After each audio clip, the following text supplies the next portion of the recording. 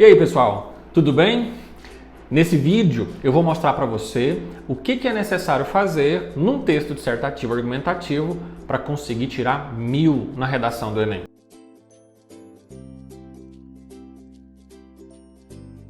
Para que a gente consiga entender o que é necessário fazer num texto dissertativo, argumentativo, para tirar 1000 no Enem, a primeira coisa que a gente precisa lembrar é que existem critérios que vão ser usados para corrigir esse texto. Então, não adianta apenas saber escrever bem.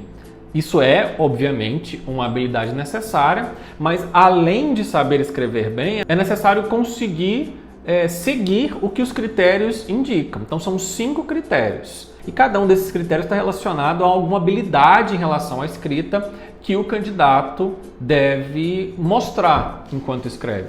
Cada um desses critérios vale 200 pontos. Então, se são 5 critérios, cada um valendo 200 pontos, se você cumprir tudo que os 5 critérios exigem, você acaba atingindo o 1000 na redação.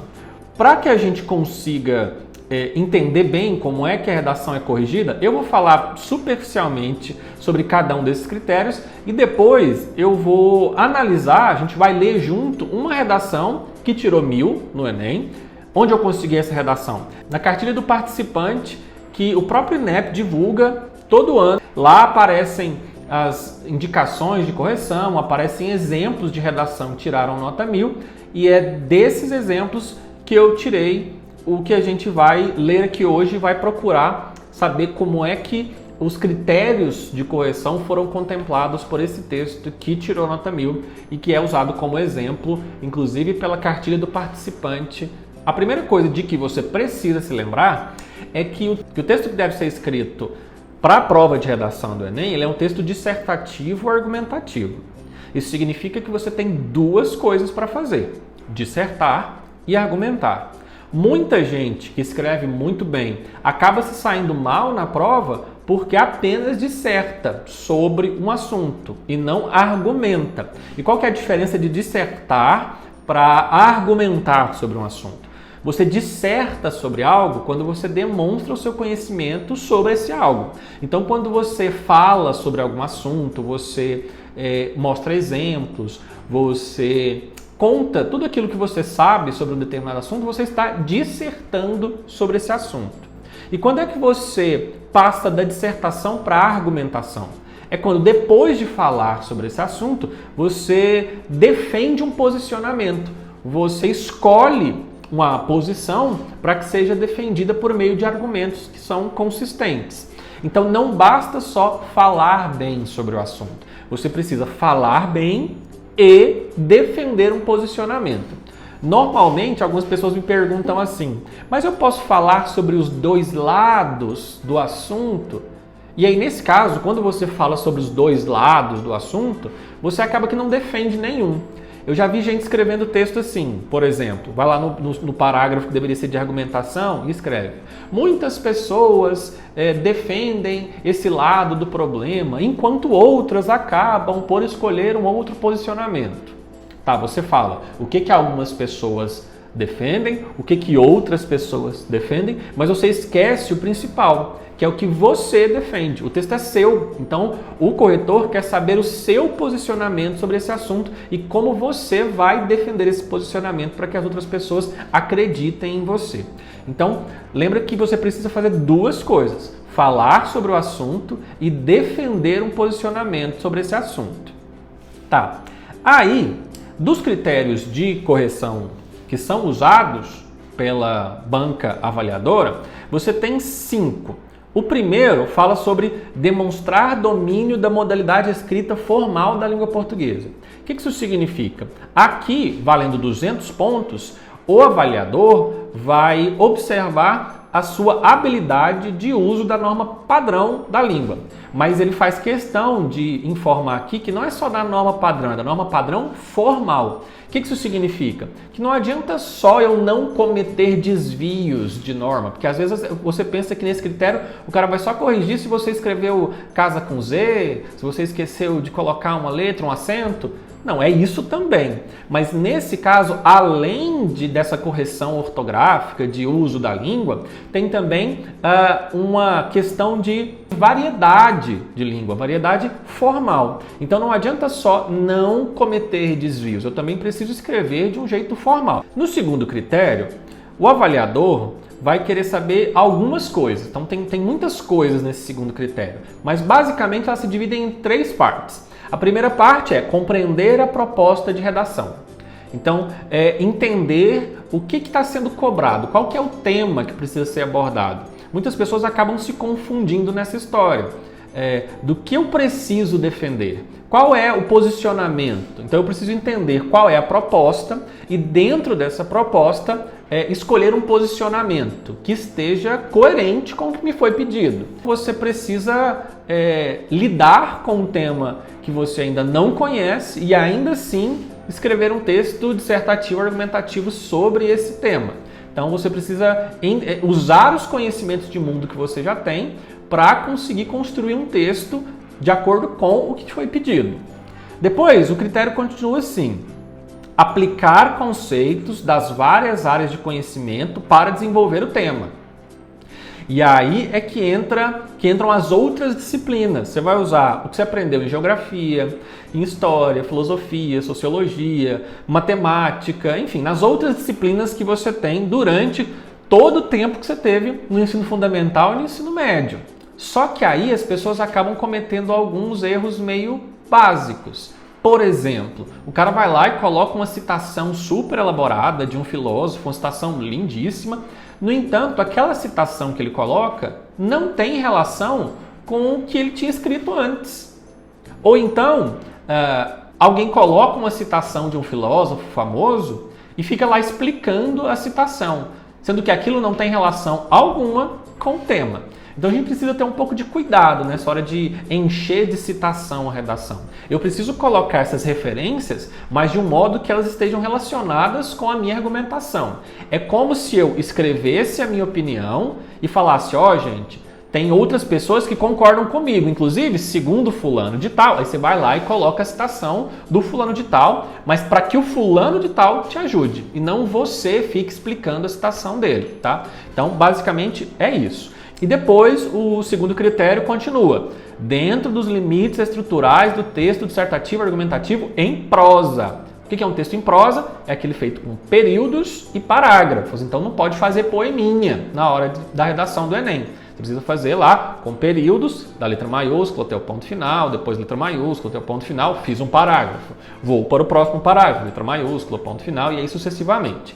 Normalmente, como você tem poucas linhas, 30 linhas, parece muito, mas não é legal que você divida esses parágrafos de modo que você consiga organizar introdução, desenvolvimento e conclusão dentro desse limite que você tem. Depois, o terceiro critério quer saber se você consegue selecionar, relacionar, organizar e interpretar informações, fatos e opiniões em defesa de um ponto de vista. O que é esse critério? Quando ele fala selecionar, organizar informações. Nesse critério vai ser avaliada a sua habilidade de selecionar ideias que tenham a ver com o seu argumento e dessas ideias como usar, relacionar com o seu posicionamento. Então, quando a gente começa a escrever, vai aparecendo um monte de ideia na cabeça e é natural que você queira aproveitar todas as ideias porque você acha que todas elas são ótimas. Só que, de novo, o seu texto é pequeno, 30 linhas não é muita coisa. Então não dá para colocar todas as ideias que aparecem na nossa cabeça. O que é necessário fazer? Dessas várias ideias, tentar selecionar aquelas que você considera que têm um poder argumentativo mais forte, aquelas que convenceriam melhor o seu interlocutor de que você está certo e de que ele está errado. Então, o modo como você seleciona essas informações para colocar no texto é avaliado nesse critério número 3. E como você defende esse posicionamento. Você já deve ter pegado um texto corrigido por alguém alguma vez, ou não, mas pelo menos conhece alguém, que lá na correção estava escrito assim: argumentação fraca. Mas ninguém nunca te contou o que é argumentação fraca. Vou fazer um vídeo específico sobre isso. Mas, basicamente, o que é uma argumentação fraca? É quando você diz alguma coisa que não convence as pessoas de que você está certo. Então, por exemplo, se eu falo assim, o Brasil precisa mudar. Tá. Por que o Brasil precisa mudar?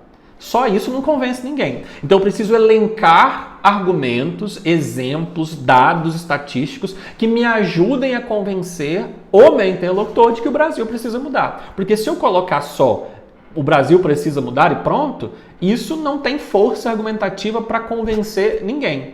Imagina que você está debatendo com alguém que você fala essa frase, o Brasil precisa mudar. A primeira pergunta que alguém vai te fazer é, por quê? A resposta a esse porquê é o que faz o seu argumento ficar ou mais forte ou mais fraco. Depois você tem o critério número 4, que fala assim, demonstrar conhecimento dos mecanismos linguísticos necessários para a construção da argumentação.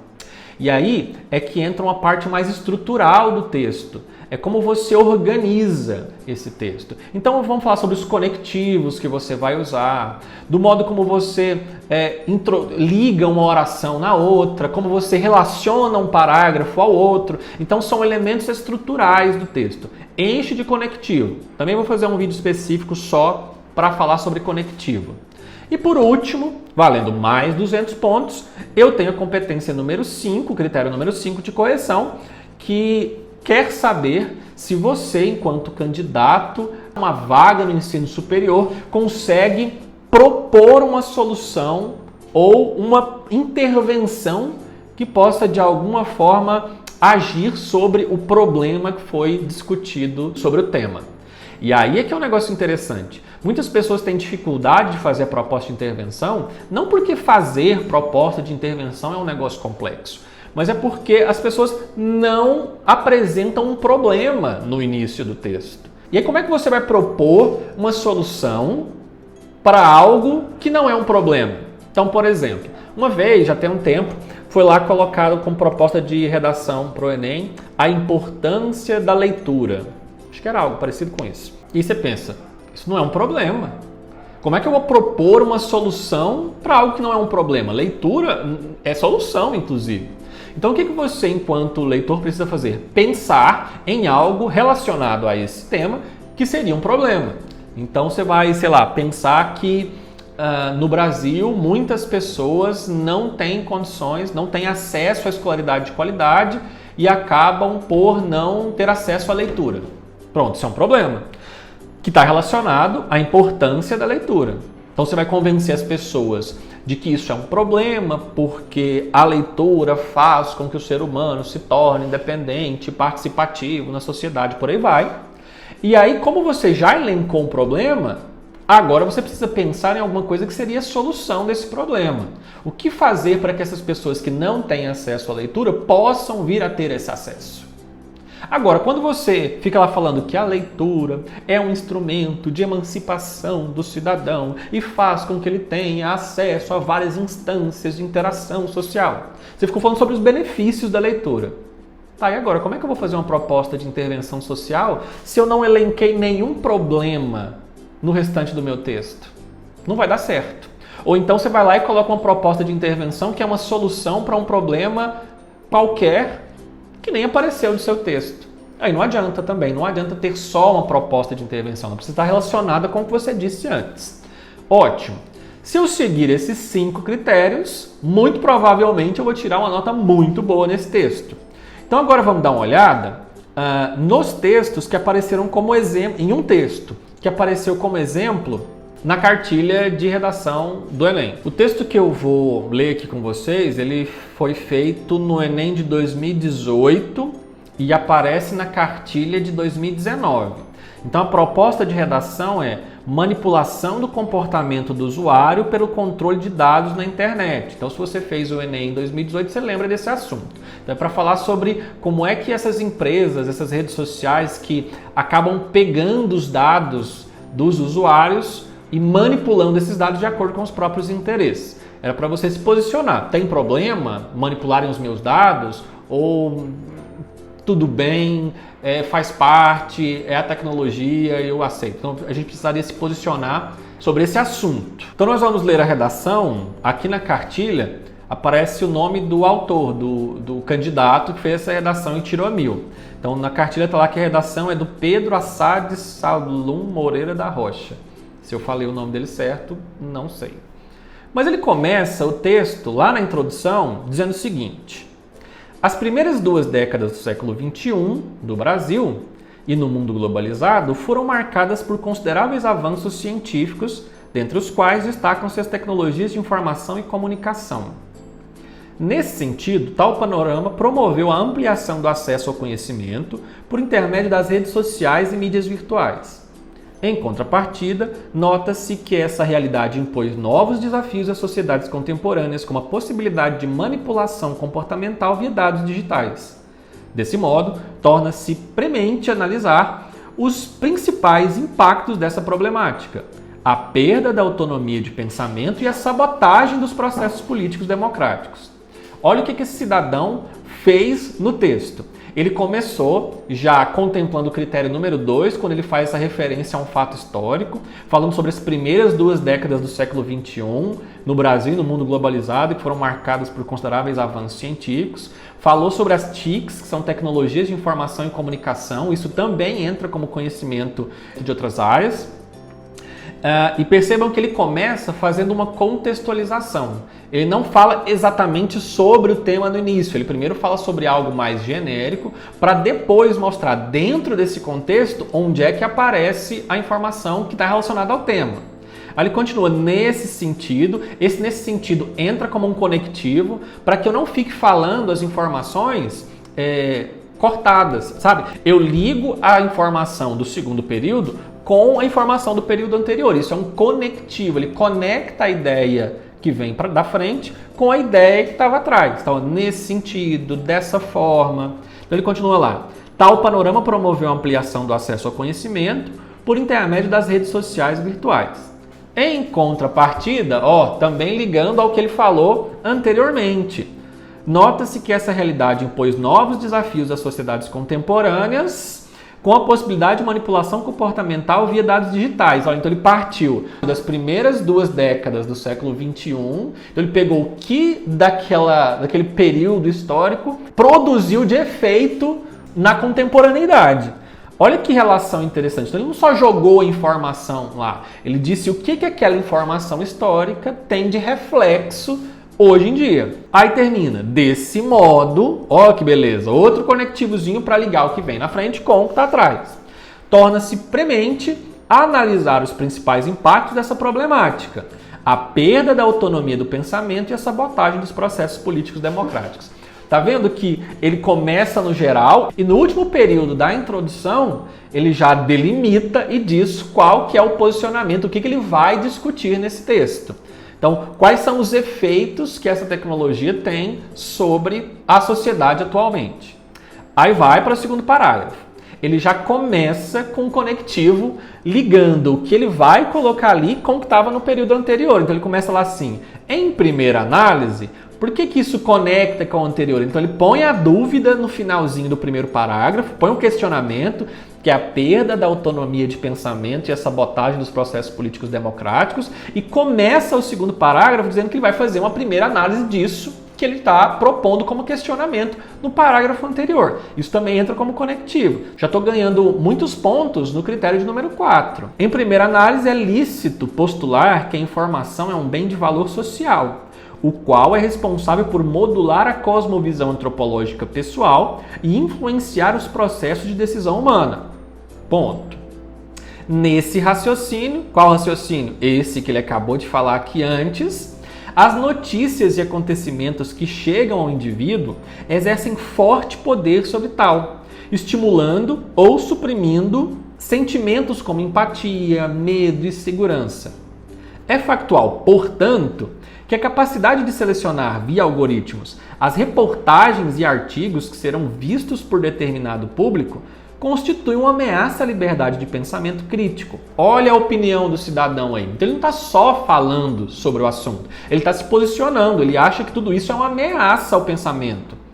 Evidenciando o supracitado, então, ó, de novo, ligando o que ele acabou de falar com o que ele vai falar na frente, há o livro Rápido e Devagar, Duas Formas de Pensar, do especialista comportamental Daniel Kahneman, acho que é assim que fala, no qual esse expõe e comprova por meio de décadas de experimentos socioculturais a incisiva influência dos meios de comunicação no julgamento humano. Torna-se clara, por dedução analítica, a potencial relação negativa entre a manipulação digital por dados e a autonomia psicológica racional da população. Olha, de novo ele termina esse parágrafo apresentando o posicionamento dele sobre o tema. Então ele acha que há uma relação negativa entre essa manipulação dos dados digitais. Ele vai para o próximo parágrafo e começa com o conectivo de novo. Ademais, é preciso compreender, quando ele fala é preciso, isso é opinião. Então ele está demonstrando o que ele considera que deve ser feito. Então ele fala aqui, é preciso compreender tal fenômeno patológico. Chamou o fenômeno de patológico. Isso é um adjetivo. E é um adjetivo com carga semântica ruim. Vem de patologia, de coisa ruim, de doença. Ele considera esse fenômeno como algo ruim. Às vezes você fica meio na dúvida de como você apresenta a sua opinião se você fala assim, eu sou a favor ou eu sou contra determinada coisa. Não, quando você dá adjetivos positivos ou adjetivos negativos para uma situação, eu já sei se você concorda com ela ou não. Então, se você fala que uma situação é patológica, eu sei que você não concorda, que você acha que ela é prejudicial. Se ele, por exemplo, falasse que o fenômeno é benéfico, é proveitoso, ele estaria argumentando no sentido de dizer que é algo legal. Aí continua lá, como um atentado às instituições democráticas. Isso porque a perspectiva de mundo dos indivíduos coordena suas escolhas em eleições e plebiscitos públicos. Dessa maneira, outro conectivozinho, o povo tende a agir segundo o conceito de menoridade do filósofo iluminista Immanuel Kant, no qual as decisões pessoais são tomadas pelo intelecto e influência do outro. Então, olha, ele pega o que o Kant disse e relaciona com o que ele falou anteriormente, como se o Kant fosse a prova. A gente chama isso de argumento de autoridade. Eu afirmo algo e eu busco em alguém que tenha credibilidade uma ajuda para fazer com que as pessoas acreditem em mim. Então é como se eu falasse assim, sou só eu que estou falando isso. Não, tem gente importante que defende algo bem parecido com o que eu estou falando. Aí ele continua. Evidencia-se assim que o domínio da seletividade de informações nas redes sociais, como Facebook, Twitter, pode representar uma sabotagem do Estado democrático. Bem opinião isso, né?